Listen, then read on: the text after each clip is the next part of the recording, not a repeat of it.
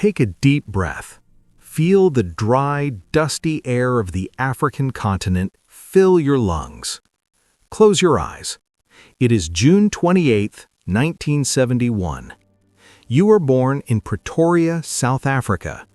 You don't open your eyes to a warm, loving home. You open your eyes in a country torn by apartheid, inside a house ruled by a father who practices daily psychological warfare. You are a quiet, awkward boy. At school, you are hunted. The gangs of boys track you down, throw you down a concrete staircase, and beat you until you are hospitalized. You learn your first brutal lesson of power. The physical world is violent, chaotic, and cruel. Since you cannot control the people around you, you retreat into a world where you are the absolute God, the world of machines. You read encyclopedias, you teach yourself to code. At 12 years old, you build and sell a video game about blasting alien spaceships. You realize that if reality is broken, you don't complain about it, you engineer a new one.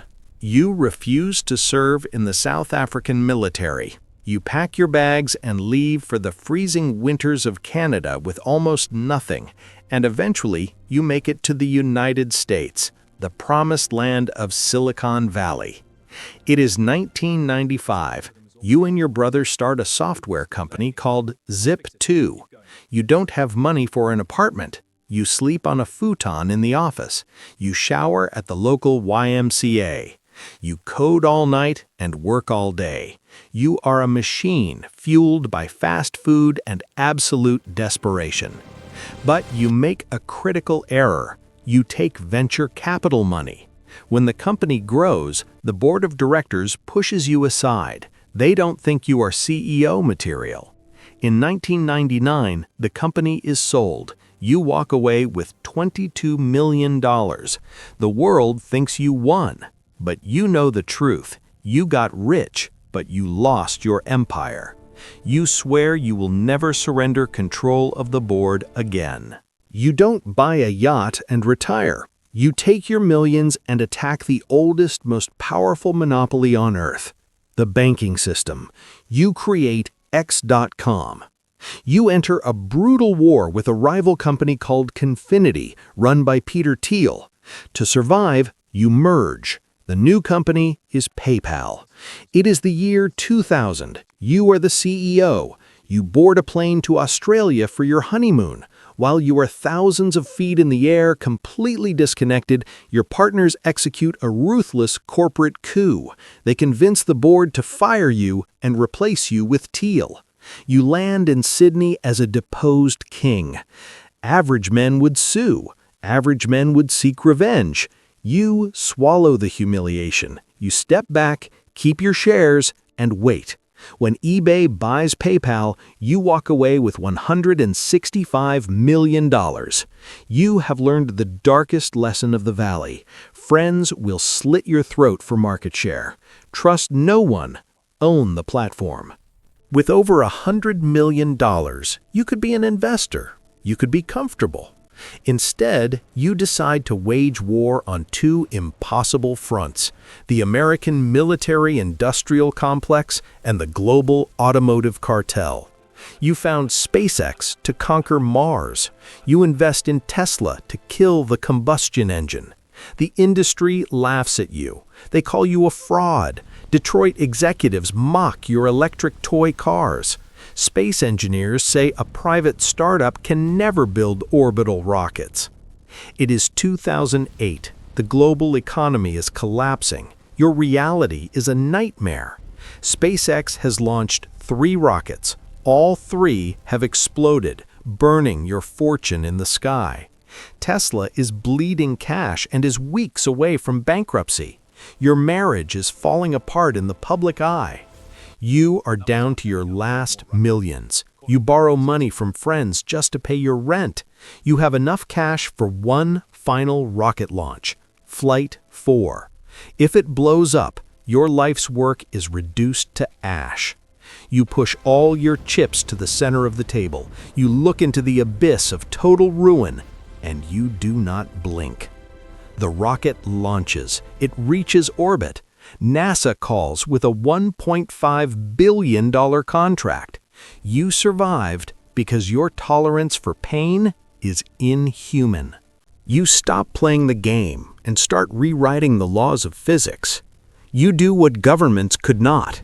You build rockets that land themselves backward on robotic drone ships. You force every major car manufacturer on the planet to abandon gasoline and chase your technology. You launch thousands of satellites into orbit, wrapping the Earth in your own private internet grid, Starlink. You realize you are no longer just a billionaire CEO. You are a private superpower. When war breaks out in Eastern Europe in 2022, the Pentagon doesn't save the communications of the Ukrainian army. You do. You hold the internet access of an entire nation in your hands.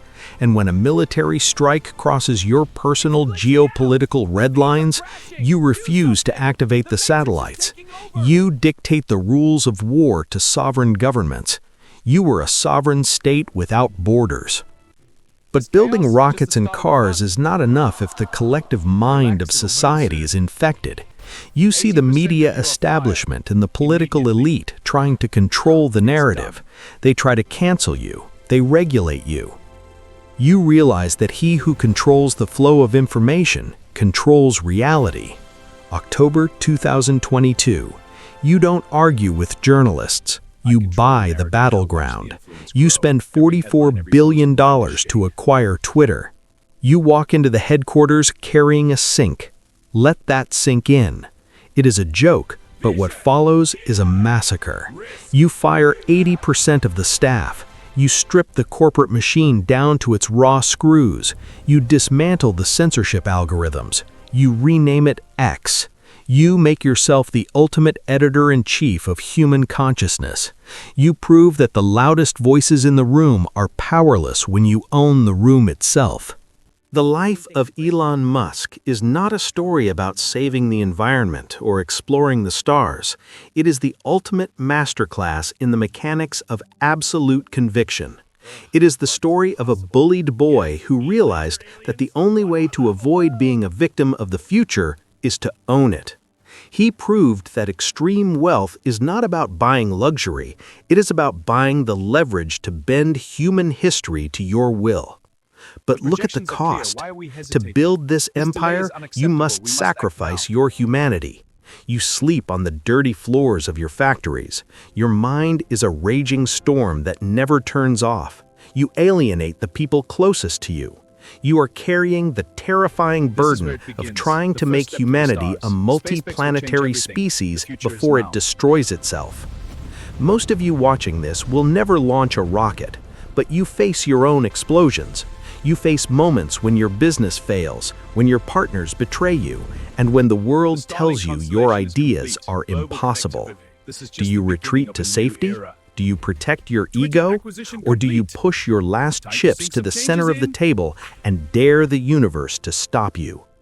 We don't worship billionaires. We extract their source code. Stop accepting the reality you were handed. Learn to code your own. Tolerate the pain. And when the board tries to fire you, buy the company. Your move.